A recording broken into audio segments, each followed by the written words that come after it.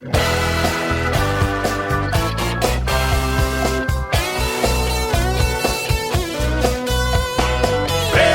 is coming, don't stand in the way. FAIRtax is coming across the USA. FAIRtax is coming, clean up this mess. We got to get rid of the IRS. Hey, hey! Hey, hey! Hello and welcome once again to FAIRtax Power Radio. I'm Bob Paxton. And I'm Ron Malero. We are the FAIRtax Guys. And we've been talking for the past several episodes about what is wrong with the current income tax system. And we have gone on and on and on because there's a whole lot wrong with it. Yeah, and we even heard from Thomas Jefferson. If you He doesn't like it either. The last episode, yeah. Mm-hmm. Well, of course, if we can just recap this real quickly, the worst thing about the income tax is that it's just so invasive, so intrusive, and so abusive. I mean, can you imagine Thomas Jefferson would turn over in his grave if he knew that every taxpayer in the country had to reveal the intimate details of their personal finances to the government? That's none of the government's business, but they're in there. Yeah, Bob is right. The founders would be appalled if they were to see the current tax system and how it ignores our Bill of Rights. We talked about civil asset forfeiture, where the IRS decides that you've been making some deposits that they think are a little suspicious. They don't accuse you of anything. You're not found guilty of anything, but they seize your bank account. All right. Yeah. The abuse that goes on is amazing, and how it can be used as a political weapon, and both sides have done it. You just need that. And you know, they said in the original Constitution you can't do that. This is not a good idea. Yeah, they had to amend the Constitution, over 100 years later, to get this monstrosity of an income tax in, and then it has just mushroomed far beyond what even the proponents at that time envisioned it to be. They should listen and pay attention to the founding fathers. The reason there was no income tax in the Constitution was that they knew it was the instrument of tyranny, just like Jefferson said. And they were right. I mean, we've got a soft tyranny upon us right now. Okay. Well, if you're going to complain, if all you're going to do is complain, then you don't do much good. If you're going to complain about something, you got to have a better way, a better solution for the problem. That's right. That's right. Before we get into that, I've got a quick one here by Jay Leno. I have to give him credit. He said, worried about IRS tax audit? Avoid what's called a red flag. That's something that the IRS always looks for. For example, say you have some money left in your bank account after paying your taxes. That's a red flag. Yeah. Yeah, so that about sums it up. But Bob is right. The current system between evasion, fraud, and abuse, you can summarize all the problems of the current system maybe into those three concepts. And we've gone over it in plenty of detail. And now it's time to go on with, what would a perfect tax system look like? A perfect tax system would have a tax rate of 0 for everyone, but we know that's not practical. Yeah, because we do have to fund the government. Let's say we have to collect some taxes some way to fund the government to provide the services that it's constitutionally mandated to do. Yeah, we want a military to keep us safe. We like the idea of the interstate highway system. That's a good idea. Mm-hmm. All right. We like when the government does those types of things. All right.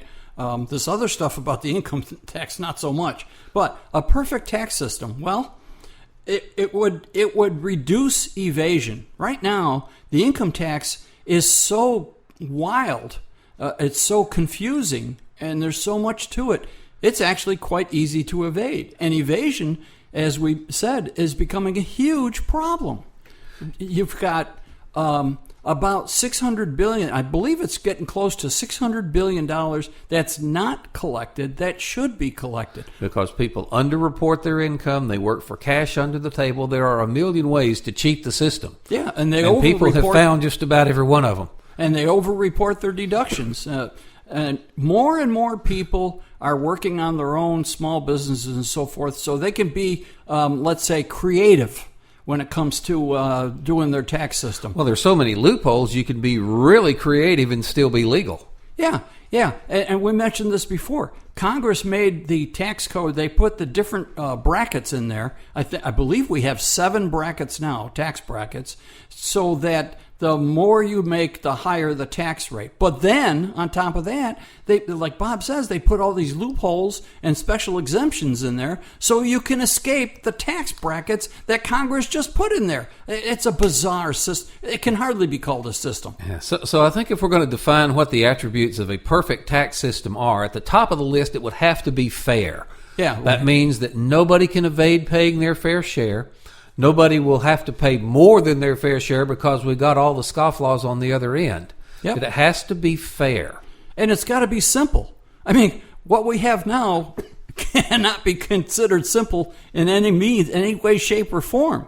It's crazy confusing and convoluted. Yeah, and again, we make reference again to the Money Magazine study that went out in the mid-'80s where they asked 50 different tax preparers what this same hypothetical family owed and got 50 different answers. So even the pros don't understand it. Yeah. And related but not exactly the same as simple, it's got to be transparent, all right? We need to be able to see what Congress is doing. We need to be able to see what we're doing. I mean, we need a system in which we can see what we're paying in taxes right away. We also need a system in which we can keep our eye on Congress without too much trouble. Because, you know, Congress, they make, on average, one change to the tax code per day that they're in session. That's a little nuts. And how much of that do we hear about? We don't hear about that in the media. All right? No, because a lot of it is just so narrowly targeted, the populace wouldn't understand it if they did see it. Yeah, yep. Okay, so fair, transparent, and simple. What else? Revenue neutral, a tax system, creating a tax system that would provide the federal government the same amount of funding they're getting now. We're not talking about starving the government, and we're certainly not talking about giving them more than what they need. All right? In fact, a lot of people, it's beyond the scope of this show. We're not going to talk about spending, but that is a serious issue. But that's for another group. Mm-hmm. All right? And it's got to be progressive, okay? Now, that's a dirty word for somebody. Explain what that really means. Well, in other words, you don't want to hurt the people at the bottom of the income scale, all right? You don't want to put an undue burden on those folks. Now, that's why Congress made these 7 different brackets, so that the people at the bottom of the income scale had a lower tax rate, and the tax rate actually increased, all right? Now, there are some candidates talking about one tax bracket, you know, like 10 or 15% for everybody. And you can make a case for that. But you don't want the people that can least afford it to pay a huge burden. And you don't want the tax system to interfere with raising their families, providing for their families. Yeah, 15% of what a minimum wage family is struggling to get by is a huge hit. 15% to someone, like Donald Trump, who has more money than he'll ever spend in his lifetime, is nothing. Yeah. So you've got to make the tax system such that it is geared to the person's ability to pay it. Now, what are some of the tax plans out there, Bob? And we know some of the candidates have touted a flat tax. Flat tax is basically when you strip away all the superfluities. How do you like that word? It's basically the same system we've got now, because it is still a tax on income collected at the federal level. Flat tax means you're just not going to have all of these, or as many of those tax brackets. So you'll have a couple of them to try to keep it progressive. But they're talking about doing away with loopholes and deductions and exemptions, which I guess is a good thing.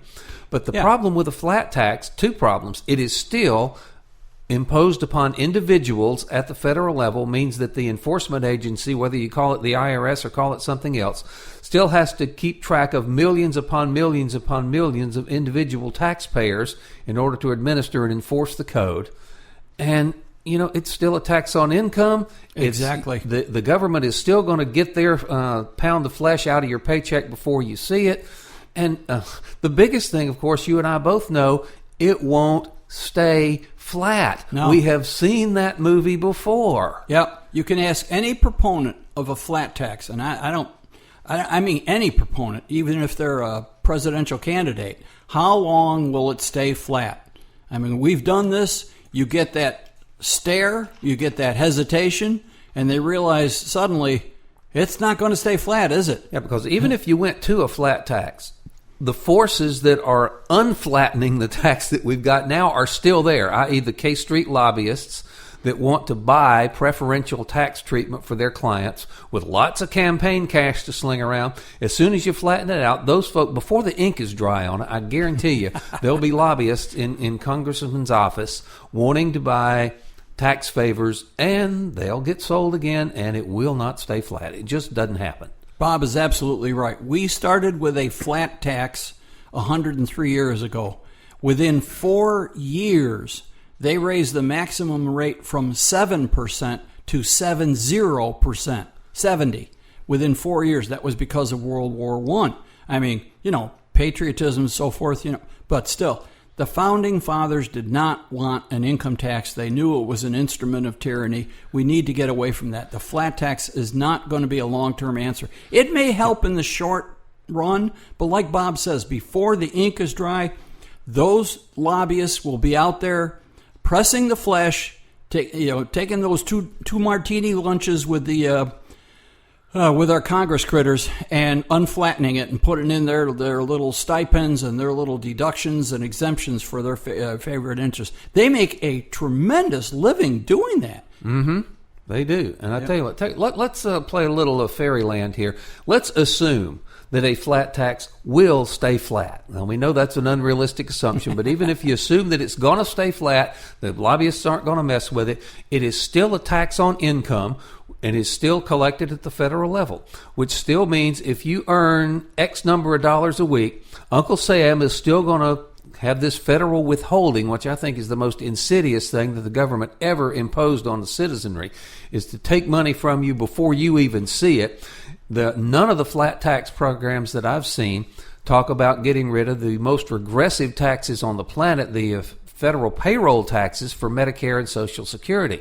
Now, we certainly want to keep those programs going, but you really don't want to make that only the responsibility of folks that are working for a paycheck and have that taken away. Because really, when you think about it, withholding from your paycheck means the government is standing up and saying, I am your highest spending priority. You will pay me before you spend a dime to feed your family. You will pay me before you spend a dime to pay your electric bill.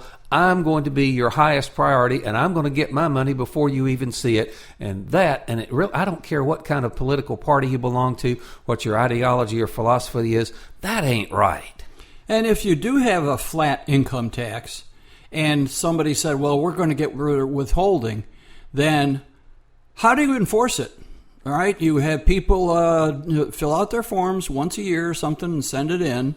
And what keeps them from getting creative? Because they will. I mean, the temptation would be so great. In other words, the flat tax is an income tax. It has to have the withholding to make it work right.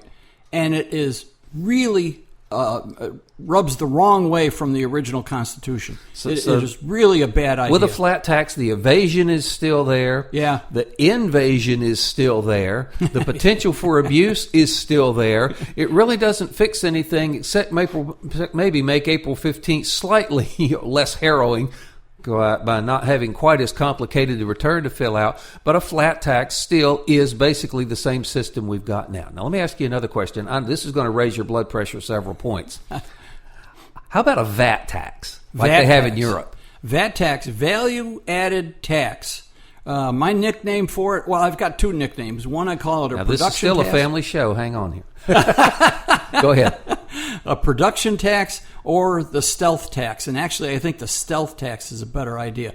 Value-added tax is unseen from the consumer. You and I will never see it as it's added, because what happens is, in a very simple way, let's say you're going to build a car where you're going to have to start with iron ore that you dig out of the ground. You dig out the iron ore, you send it to the refinery, the process, and you make iron out of it. Well, you just added value to that.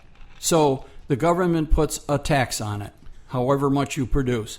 Then you take the iron and you need to make it into steel. So you put it through the process, you add a little carbon to it, and it becomes steel. All right? You just added value to it. So another tax is added onto it. Then the steel goes out to places that make fenders and roofs and so forth, and all the frames and all the things that go into making a car with iron or steel. And those parts become more value, so another tax is added onto it, and so on through the production of the entire car. With glass and rubber and plastic the same way. All that stuff. All of that would be subject to VAT taxes, value-added taxes, at every step of the production.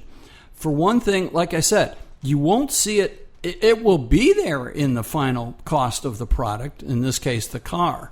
It'll be there, but it's not going to be on the sales receipt. It's not going to be there like, one of the options, air conditioning or a navigation system. It's not going to be there, but it's going to be rolled into the cost of the final product, whether it be a car, a house, a new toaster, whatever it is. The value-added tax is there. The other thing is that it's invisible. It's the reason I call it a stealth tax is because Congress can mess around with it. Congress would never mess around with it, huh, Bob? Yeah, never. Yeah. Like, let's say, I'll give you an example. Congress has already passed laws about the light bulbs, all right? They don't like the light bulbs that we've been using for how many years? Yeah, the incandescent bulbs. They've bulbs. Decided that is environmentally unfriendly now. Yep. So, and those filaments and those incandescent bulbs are made with tungsten. So if we had a VAT tax, Congress could go in and say, okay, tungsten producers, we're going to increase the VAT tax on that tungsten that you create for those filaments, for those bulbs. And make them more expensive in the marketplace. Yeah, and it would be kind of invisible to us. Like, that's why I call it a stealth tax. And I'll never forget the lady, when I first got into the FAIRtax, and I was at an event handing out information and so forth, and I gave one to one lady who was going by, and she said, no, wait a minute, I'm from the UK, this doesn't pertain to me. And then she wagged her finger at me, and she said, don't let them do what they did to us. We got the VAT tax and the income tax. Don't let them do that. And I'll never forget that. It's what has happened in Europe. We don't want it to happen here. All right? We are not Europe. Okay. Now, let's talk about what a perfect tax system, other than a rate of 0 across the board, would look like. It has to be fair, has to be simple, has to be revenue neutral. It's got to be progressive. How do you accomplish that? Yeah, progressive. How do you accomplish that? Start, Ron, with a clean sheet of paper and design me a tax system that will meet all of those criteria. Now, but wait a minute, that's been done before, hasn't it? Yeah. I mean, if you asked this of Bob and I a number of years ago, before we got involved in the FAIRtax, we'd just kind of give you a blank stare and say, what? You want me to do what? Oh my gosh. But it has been done before, all right? The legend, you might say, the three businessmen in Texas, three wealthy businessmen who were, I don't know, the story goes they were having lunch and they were complaining to each other. We just had a board meeting, and we spent several days, or like 80% of our time, talking about the tax issues for our business, and the rest of the time actually talking about the business. Okay, Leo Lindbeck, Bob McNair, and Jack Trotter, and I think only one of those gentlemen is still with us, but. So, and they were commiserating about this over lunch, and the challenge went out from one of them. Well, listen, instead of just complaining about it, how about we do something about it, all right? And so these guys, they were millionaires, and they decided to put a bunch of their own money, and I mean millions of their own money together to start talking to people and getting the advice from experts and so forth. Well, what would a better tax system be? What would be the solution to this horrible problem? And this was back in the 90s. I'll tell you who not to ask that question to. Politicians. Yeah. Don't ask that. So yeah. Ask economists. And you know what? They didn't consult politicians. Wow. There's smart move. I suppose it was just for a very good reason that they went to the private sector and started talking to those people knowledgeable in tax policy and economic policy and maybe computer policy too, the technology also. And they had to come up with, well, what would be the goals for a new tax system? And it's just exactly what Bob and I were talking about. They said, it's got to be revenue neutral. All right, we're talking about raising the same amount of revenue for the federal government that we are now. 2, it's got to be transparent. You got to be able to see what's going on. You've got to see what Congress is doing. It's got to be transparent for you also. It's got to be simple. Unlike the current system, it's got to be fair, which means it treats everybody equally. And it's got to be progressive, which means that it doesn't hurt the people at the bottom of the income tax scale. I misspoke. I shouldn't even use the word income tax. Anyways, the people who can least afford it should not be hammered with taxes. So those were the 5 goals or criteria. They said, they talked to the experts and said, what would you recommend to have a tax system that fits those 5 goals? I'll add you one more. Don't take your withholding out of my paycheck. Let me bring home everything that I earn. I think that goes under transparent. Okay. Yeah. So absolutely, yeah. Because as Bob said, that the withholding tax is the most regressive tax we have. You don't hear the politicians talking about that too much. Anyways, they put this out there. They spent a lot of money. And they started raising money from businesses because they started getting some answers. Now, I was told that when they did this, they had no idea what the answer was going to be. They kind of thought to themselves, well, they're probably going to just come back with a flat tax or something like that. But they were surprised when the experts came back and said, get rid of the income tax and go with a consumption tax. All right? Consumption tax is much easier, much simpler, and with today's computer systems, it's very, very easy to collect, and it's very transparent. In other words, you pay your taxes when you spend your money, not when you earn it. Yep, and that would not violate the Constitution. You could get rid of the 16th Amendment, and you could do very nicely without it. Now, this is back in 95, I believe, or the early 90s. I know 95 is when the Americans for Fair Taxation was formed. So I think some of this preliminary work was done before that.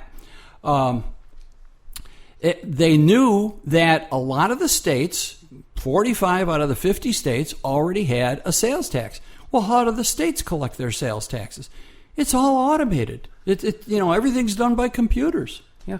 Well, the state sales taxes are, you take an item off the shelf that has $1 price tag, you pay $1.06 for it at the register. They add it on as part, and you can't evade that. If you say, I'm not going to pay that extra 6 cents, they say, see ya, you're not taking this item home. So you cannot evade that. Yeah. Or if you can, you've got to get the collusion of the person who's behind the cash register as well. It's just not something that you on your own can evade. Yeah. I mean, that might work while you're out in Timbuktu and you go to buy some fishing worms, from Joe's bait stand.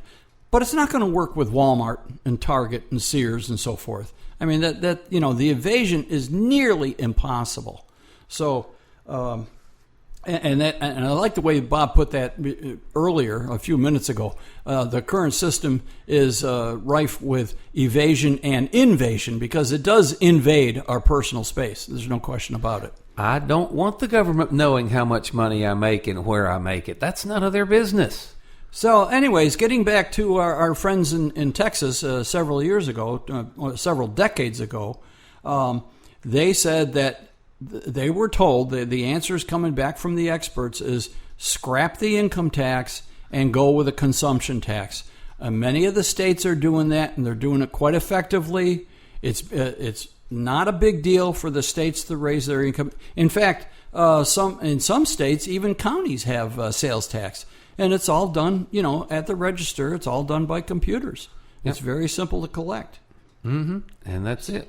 So they started working on this, and they had to have, it's one thing for a state to implement a sales tax, a small sales tax, but it's something else for the entire federal government because the federal government is huge and has a lot of stuff going on. There's a lot of entitlements. People like Social Security. I do like my Social Security coming in. Me too. Right? And there's other things. We have to support the military and our interstate highway system and all those other things, all right? So the federal government has gotten really, really big. So the question is, what would the rate have to be? Okay, so lots of research was done on that, and they came up with a figure of 23%. Which sounds like a monster when you're talking about sales taxes, but it's right in line with what the income tax rates are, so it's not that big a deal. Yeah, that's right. Because remember, if we're talking about a sales tax and we're talking about getting rid of the income tax, that means there's no income tax taken out of your paycheck. There's no payroll withholding. Right away, you're going to have more income, more disposable cash. So we're talking about. So we're not talking about changing the rate so much as about changing the point at which the taxation takes place. Yeah. When you spend it versus when you earn it. Yeah, it's kind of like the old commercial. You can pay me now or pay me later. But we're still going to provide the same amount of funding. But the thing is, with a consumption tax, it spreads it out. Everybody pays the consumption tax.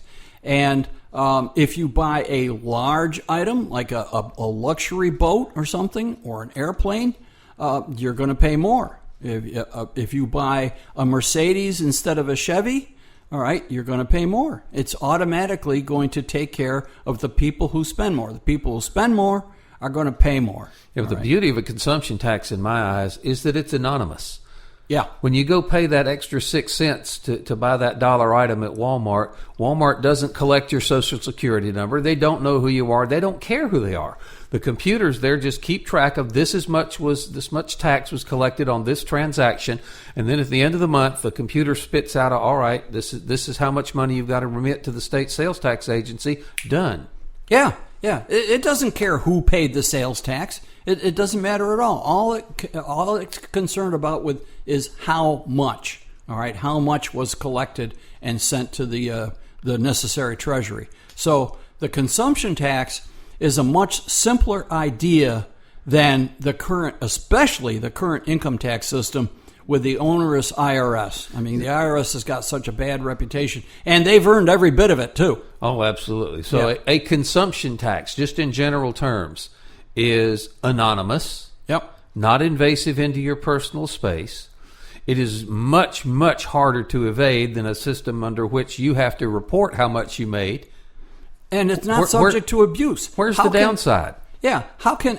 Do we hear of any instances in which a state sales tax system is abusing consumers, knocking on their door saying you didn't pay the sales tax on those groceries you bought or whatever?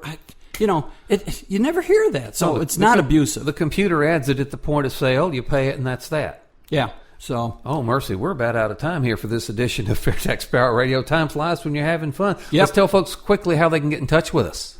The FAIRtax Guys at gmail.com. The FAIRtax Guys at gmail.com. Don't hesitate to send us an email if you like what you hear, you have a question, or you don't like what you hear and you have a criticism. Fine. Please tell us.